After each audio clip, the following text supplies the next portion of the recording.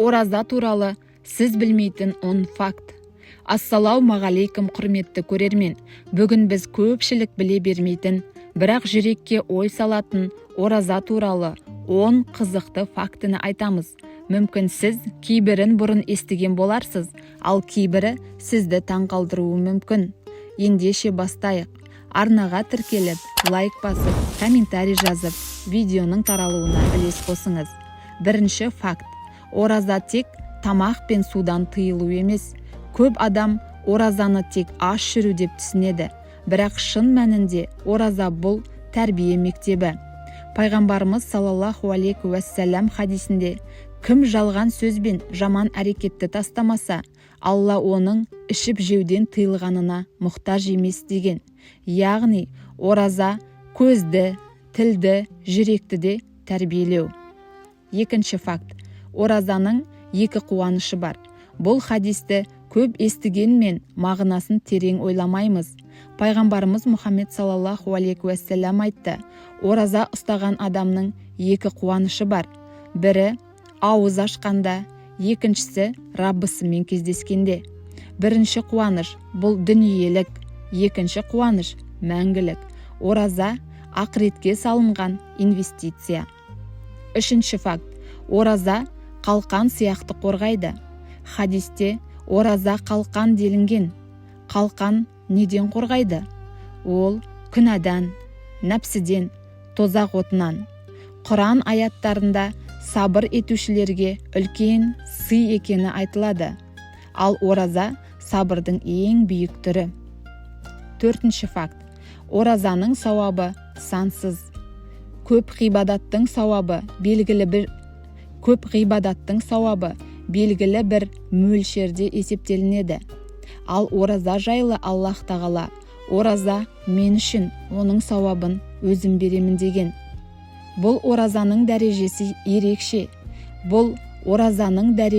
ерекше деген сөз. Бесінші факт. Рамазан айы Құран айы. Ораза тек аш жүру емес, ол Құранмен байланыс айы. Құран дәл осы айда түсірілген. Рамазан жүректі тазарту, Құран оқуды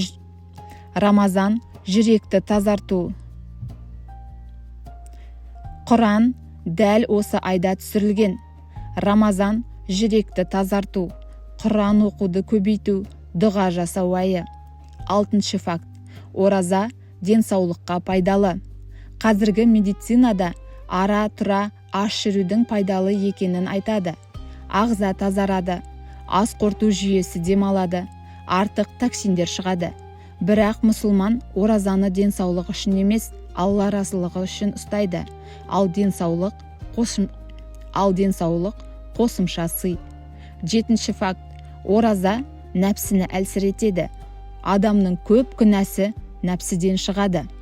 Аштық нәпсінің әлсіреуіне себеп.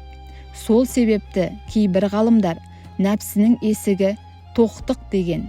Ораза кезінде адам сабырлы, жұмсақ мінезді болуға тырысады. Сегізінші факт. Ұйқыдағы ораза ұстаушыға да сауап жазылады. Кейбір ғалымдар айтқандай, ораза ұстаған адамның тынысы да зікір, ұйқысы да ғибадатқа жатады. Бұл Алланың ерекше мейірімі. Сіз жұмыс істеп жүрсеңіз де, үй шаруасында болсаңыз да, егер ораза ұстап жүрсеңіз, үздіксіз сауаптасыз.